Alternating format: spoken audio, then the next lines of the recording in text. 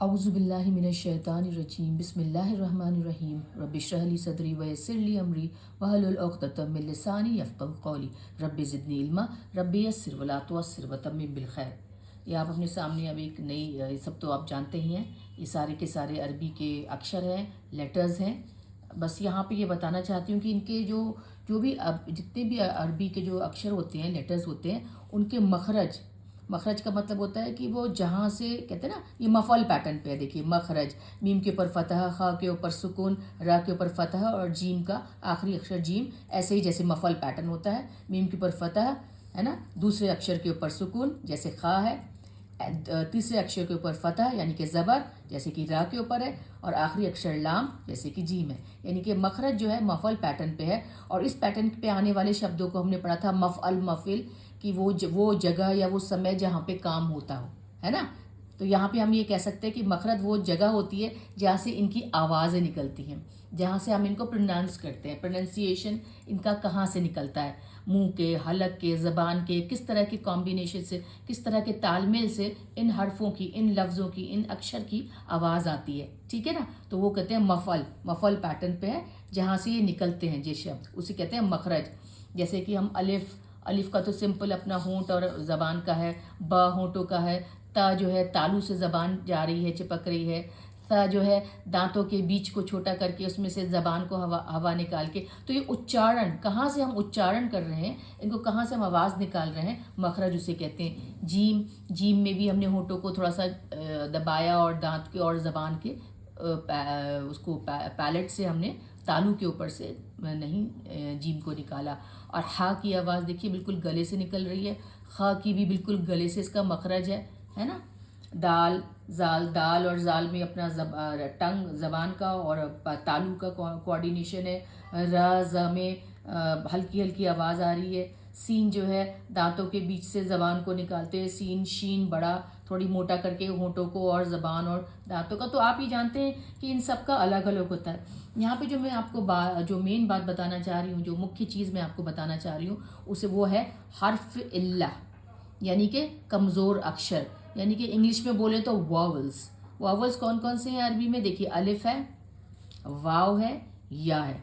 इसका मतलब ये होता है कि इन स्वरों को, इन वॉवल्स को, बाकी सब तो स्वर हैं, आवाज़ हैं जो कि अकेले अपने आप में निकल रही हैं। बा भी निकल रहा है, ता भी निकल रहा है, सा भी निकल रहा है, लेकिन ये थोड़े कमज़ोर अक्षर हैं। इन्हें बोलते हैं ना शीर्ण या कमज़ोर अक्षर, हर्फ इल्ला, हर्फ इल्ला बोला जाता है। इनको इनको निकालने के लिए किसी की मदद इनको लेनी पड़ती है, किसी और अक्षर की, किसी और लेटर की, इनको अपने आप को सही से मदद लेनी पड़ती है। हालांकि वाव और या बोल देते हैं, लेकिन ये अलग, इनको कमज़ोर अक्षर बोला जाता है। ये दूसरे के साथ मिलके ज़्यादा अच्छे से आते हैं। ठीक है। अब देखिए, ये देखिए अलिफ है, इनको हम अलग नहीं, इसको अलिफ नहीं बोल सकते। आपने जो पुराने कुरान है, जो आपने मुसहफ देखे होंगे, उनके ऊपर हमज़ा लगाया जाता है ना, हमज़ा इसे बोलते हैं ना, कि इसलिए इसका जो हमज़ा जो है, इसकी आवाज़ आ की दिलाता है, क्योंकि ये कमज़ोर अक्षर है अलिफ, इसके ऊपर हमज़ा लगा के तब इसके ऊपर फतह ज़बर लगाया तो इसकी आ की आवाज़ आई, है ना। अब देखिए, हम अलिफ के ऊपर हमने हमज़ा लगाया, उसको अलिफ की आवाज़ को आ की आवाज़ में बताने के लिए, और उसके ऊपर कोई हरकत लगाई, यानी कि स्वर लगाया, यानी कि यहाँ पे हमने पेश लगाया तो ऊ की आवाज़ आई। हम अलिफ के ऊपर डायरेक्टली पेश नहीं लगा सकते, लेकिन खैर लगाने में, अब तो जब हम और सिपारे पढ़ते हैं तो अंडरस्टूड हो जाता है, समझ में पहले से ही बात आती है कि हर्फ इल्ला है, अलिफ कमज़ोर अक्षर है, इसके ऊपर हमज़ा होगा ही होगा, भले ही ना लिखा हो। ठीक है ना। तो इसके ऊपर पेश लगाओ तो ऊ की आवाज़ आई। फिर ये देखिए अलिफ है, इसके नीचे हमज़ा लगाया, नीचे कसरा यानी कि ज़ेर लगाया तो ई की आवाज़ आई। और ये अलिफ है, अलिफ के ऊपर हमने हमज़ा लगाया, है ना, और मद लगाया। मद कैसे बनता है? हमने एक अलिफ के ऊपर ज़बर और एक अलिफ के ऊपर सुकून मिला के ये लंबा मद, इसे बोलते हैं ना मद। पिछले चैप्टर में मैंने लिखा था लेकिन मैं बोल नहीं पाई थी, इसे बोलते हैं मद। तो इसकी आवाज़ थोड़ी खिंच के आती है, आ की। ये ज़बर की आवाज़ होती है आ की, और ये मद की आवाज़ हो जो दो अलिफ को मिला के, एक पे ज़बर होता है और एक पे सुकून मिलता है, उसको मिला के। खैर उसमें इतना जाने की ज़रूरत नहीं है, जस्ट एक, क्योंकि हम बता रहे थे यहाँ पे, क्योंकि लिखा हुआ था तो मैंने आपको बता दिया। अब हम देखते हैं, हम अब पढ़ेंगे आने वाले दूसरे इसी पार्ट में हम पढ़ेंगे कि हम शुरू में अगर हम हमज़ा लगाते हैं तो वो शब्द क्या क्या बनते हैं। अकला, अमरा। देखिए शुरू में अलिफ लगा हुआ है, अलिफ मतलब वो हमज़ा, हाँ, यहाँ पे ये बताना चाह रही हूँ, अकला, अमरा, अखजा, है ना। अगर बीच में हमजा लगता है, देखिए सीन है पहला अक्षर, दूसरा अक्षर अलिफ है, यानी कि हमजा, तो ये बीच में आया है हमजा। सआला, रअसा, रअफा, ठीक है ना। तो ये शुरू में अलिफ आया है, यानी कि उसके ऊपर हमजा के साथ आया है, और ये बीच में आया है हमजा। यहाँ पे देखिए शुरू में मैंने बताया, देखिए यहाँ पे 2 डैश दिए हैं और फिर अलिफ दिया है हमजा के साथ, यानी कि इसके बाद में कोई और अक्षर होगा, कोई और लेटर होगा, लेकिन ये लेटर कोई और है, ये लेटर कोई और है, लेकिन पहला अक्षर, शुरू का अक्षर जो है, शुरुआती अक्षर जो है वो अलिफ और हमजा है। यहाँ पे देखिए दूसरा अक्षर कोई और होगा, बीच का अक्षर, बीच का लफ्ज, बीच का जो लेटर है वो है, हर्फ है, वो है अलिफ, यानी कि हमजा के साथ, और फिर कोई और लेटर हो सकता है, कोई और हर्फ हो सकता है। तो बीच का जिसमें आता है अलिफ, जैसे कि सआला, रअसा, रअफा। अब ये देखिए, ये पहले के 2 अक्षर छोड़ के आखिरी का अक्षर, पहले के 2 हर्फ छोड़ के, पहले के 2 लेटर छोड़ के आखिरी का जो लेटर होता है वो अलिफ होता है हमजा के साथ। तब देखिए क़रअ, 1 2 3, 1 2 3, आखिरी में आया अलिफ हमजा के साथ। बदअ, आखिरी में आया अलिफ हमजा के साथ। मलअ, देखिए अलिफ है, ऐसे लाम के साथ लाम अलिफ, ये अलिफ है, और हमजा के साथ मलअ। तो हम देखते हैं कि चलिए इनके कुछ एग्जाम्पल्स, इनके कुछ उदाहरण देखते हैं, उससे हम और इनको अच्छे से समझ सकते हैं। देखिए ये फिर से हमारा पैटर्न आ गया, पैटर्न हमारा दिखाने वाला, क्रिया जो मेन, जो मूल शब्द है क्रिया का, जो वर्ब है, जो काम करने वाला है, फ़ाला, फ़ाइल जो काम करता है, मफ़ूल जिस पर काम किया जाए, मफ़अल, मफ़िल वो जगह या वो समय जहाँ पे काम किया जाए, मफ़अला वो जगह जहाँ पे वो काम बहुत ज़्यादा होता हो, हमने लाइब्रेरी बार बार बोलते हैं, पुस्तकालय, है ना। फ़ईल पैटर्न जिसमें कोई ख़ास परमानेंट स्थायी विशेषता, हमेशा रहने वाली क्वालिटी हो, उसे कहते हैं फ़ईल। ता मरबूता स्त्रीलिंग के लिए, फेमिनिन जेंडर के लिए, या फिर एब्स्ट्रैक्ट कॉन्सेप्ट के लिए इस्तेमाल होता है। फ़आल, हम ये एम्प्लीफिकेशन, बढ़ा चढ़ा के वाले शब्दों की कैटेगरी में आ गए, जहाँ पे कि वो चीज़ बढ़ा चढ़ा के कही गई हो, है ना, फ़आल पैटर्न। फिर बहुत बढ़ा चढ़ा के वर्शन, मतलब बहुत बढ़ा चढ़ा के, और ज़्यादा बढ़ा चढ़ा के फ़ऊल। मैंने बताया था जैसे जैसे शब्द ऐड होते हैं, जैसे जैसे हम इसमें हर्फ और ज़्यादा ऐड होते जाते हैं, उसके मायने, उसके मीनिंग और गहराते हैं, और डीप होते हैं, और इंटेंसिफाई होते हैं। फ़ऊल, फ़ईल पैटर्न, और हमेशा कोई काम जो हमेशा होता हो, बढ़ा चढ़ा के होता हो, है ना। फ़ईल वाला काम मैंने बताया था जो अचानक से आपका ध्यान अपनी तरफ खींच पाए, है ना, जैसे खुशबू। मिफ़आल, कोई मशीन, कोई उपकरण, कोई औजार जिससे वो काम किया गया हो। फ़िअला पैटर्न होता है काम करने का ढंग या तरीका या शैली, है ना। फ़आला होता है एक वक्त काम हुआ, फटाफट कोई एग्जाम्पल बताया, वो काम हुआ और वो काम ख़त्म हुआ। कोई आदमी आया, वो खड़ा था, थोड़ी देर के लिए बैठा, फिर चला गया, है ना, एक नज़र में देखने वाला। अफ़अल पैटर्न हमने देखा था बेटर, बेस्ट के लिए होता है, वो उससे ज़्यादा अच्छा है, वो उससे ज़्यादा खूबसूरत है, वो उससे ज़्यादा लंबा है, वो उससे ज़्यादा छोटा है, या फिर बेस्ट है, सर्वश्रेष्ठ है, ही इज़ द बेस्ट, वो सबसे अच्छा है, वो सबसे अच्छी है पढ़ाई में, है ना। तो अफ़अल पैटर्न उसके लिए था। फ़ालान पैटर्न जो है वो टेम्पररी भाव दिखा रहा था, हमने पढ़ा था कि कोई चीज़ थोड़े वक्त के लिए हुई, कोई गुस्सा आया थोड़े वक्त के लिए, फिर चला गया, कोई इंसान थोड़े वक्त के लिए दुखी हुआ, फिर उस ठीक हो गया। फ़ालान पैटर्न टेम्पररी अवस्था, टेम्पररी हालत, है ना, अस्थाई भाव या भावनाएं या उसके हालात दिखाता है ना। फ़ौलान पैटर्न हमने देखा बहुत बढ़ा चढ़ा के, बहुत ज़्यादा। और फ़ौलान पैटर्न पे देखिए कुरान आता है, जिस चीज़ को बार बार पढ़ा जाए, बार बार किया जाए, है ना, तब भी कम है वो।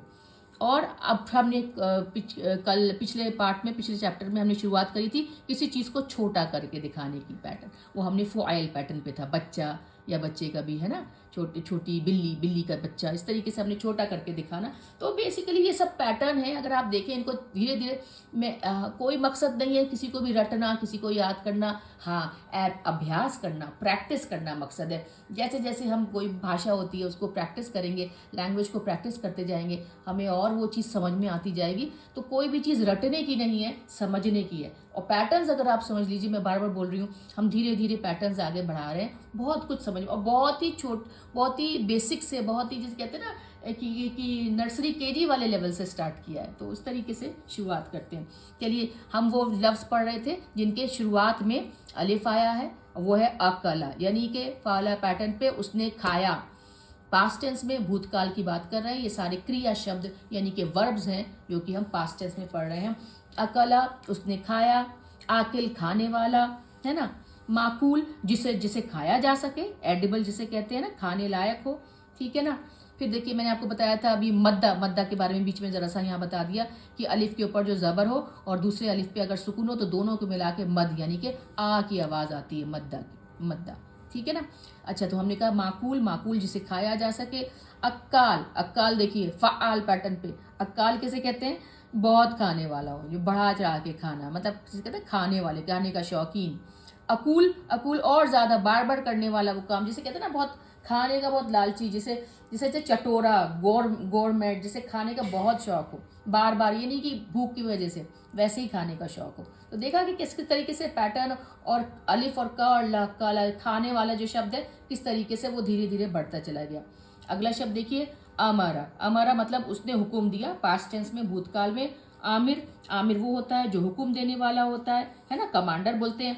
अब आजकल के ज़माने में देखिए बैंक्स होते हैं, ऑफिसेज होते हैं और हर तरह के लेवल पे अलग अलग तरह के आदेश देने वाले होते हैं ना, आज्ञा देने वाले।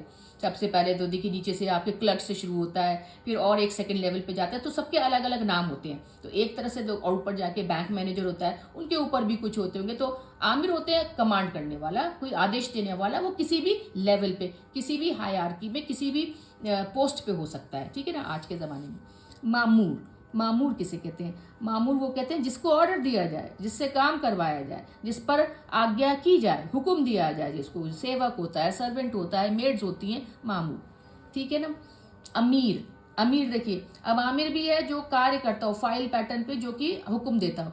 अमीर और उससे थोड़ा बड़ा हो गया, ये कह सकते हैं शहजादा, है ना, किसी राज्य का, किसी प्रिंसिपैलिटी का, कहीं का शहजादा, है ना। और अमीरा, अमीरा उसकी स्त्रीलिंग, जेंडर फेमिनिन जेंडर, शहजादी, है ना, प्रिंसेस, शहजादा, प्रिंस, प्रिंसेस, ठीक है ना। अब देखिए ये वर्ड है अम्मार, अम्मार किसे कहते हैं, अम्मार, अम्मार वो जगह होती है जिसको रूल किया जाए ना, फाल, जहाँ पे कोई काम ज़्यादा से ज़्यादा हो, जहाँ पे ज़्यादा से ज़्यादा हुक्म देने का काम हो, जहाँ पे ज़्यादा से ज़्यादा आदेश देने का काम हो, जिस जगह पे जहाँ पे लोग ज़्यादा से ज़्यादा कोई आदेश दे रहा हो, काम कर रहा हो, वो अम्मार, वो जगह फ़आल पैटर्न पे, ठीक है ना।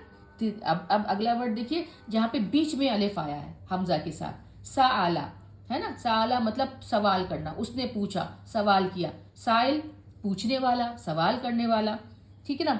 अब हम आते हैं मसवूल, वूल, वाव के ऊपर देखिए हमजा है, उसके ऊपर पेश है, फिर दूसरे वाव के ऊपर सुकून है। मसवूल, मसवूल कौन होते हैं, जिम्मेदार, जो जिस पर जवाब देने की जिम्मेदारी हो, है ना, जवाब दे जिसे बोलते हैं, अकाउंटेबल, है ना, उसको जवाब देना है जिसे, है ना। फिर देखिए वो जगह जहाँ बहुत काम होता हो, मसला, मसला तो देखिए हमने बहुत देखा था कि जहाँ पे एक जगह पहले ज़माने में हुआ करती होंगी, जहाँ पे लोग बैठ के अपने डिस्कशन करते होंगे, कोई प्रॉब्लम लेके आते होंगे, तकलीफ लेके आते होंगे, वहाँ पे बैठ के वो जगह। लेकिन आजकल के टाइम में तो मसला हो गया है कि भाई किसी मुफ्ती के पास जाएं, वुज़ू का मसला पूछें, नहाने का मसला पूछें, एक किसी भी कोई भी शरीयत का मसला हो वो पूछना। लेकिन हो सकता है पुराने जगह में, क्योंकि ये मफ़अला पैटर्न पे है, वो जगह होती होगी और वो जहाँ पे कि बैठ के एक दूसरे से सवाल करके कोई अपने परेशानियों के, प्रॉब्लम्स के हल निकाले जाते होंगे, ठीक है ना, मसला। अब ये देखिए सऊल, फ़ऊल पैटर्न पे शब्द है सऊल, ये है कि बार बार पूछने वाली, देखिए बहुत अधिक बढ़ा चढ़ा कर वर्णन, कोई ऐसा सवाल जिसे बार बार पूछा जाए, जैसे होता है ना इंटरव्यूज हो रहे हैं, कोई सवाल पूछा जा रहा है, बार बार क्वेश्चनिंग करना, बार बार पूछने वाले सवाल, सऊल, ठीक है। तो ये था कि हमजा जो है, अलिफ जो है बीच में है। अब ये देखिए अगला शब्द है करा, इसमें हमजा जो अलिफ है वो आखिरी में आया। तो हमने देखा अलिफ का शुरुआत, अलिफ का बीच और अलिफ का आखिरी शब्द, ये है करा, उसने पढ़ा, ना, पढ़ने वाला, पढ़ा। कारी जो पढ़े, ज़्यादातर कुरान शरीफ पढ़ने वाले अपने, कारी। और मकरू, मकरू जिसे पढ़ा जाए, है ना, अच्छा जो जिसे पढ़ा जा सके, अच्छी साफ लिखाई हो, जिसको आसानी से पढ़ा जा सके, कुरान पाक भी कह सकते हैं यहाँ पे, ठीक है ना, मकरू। और जो फ़ुआलान पैटर्न पे है कुरान, करा से शब्द है कुरान, जो बार बार बढ़ा चढ़ा कर दर्शाने वाला शब्द है, जिसे बार बार पढ़ा जाए। अल्हम्दुलिल्लाह वस्सलातु वस्सलामु अला सय्यिदिना मोहम्मद रसूलुल्लाह।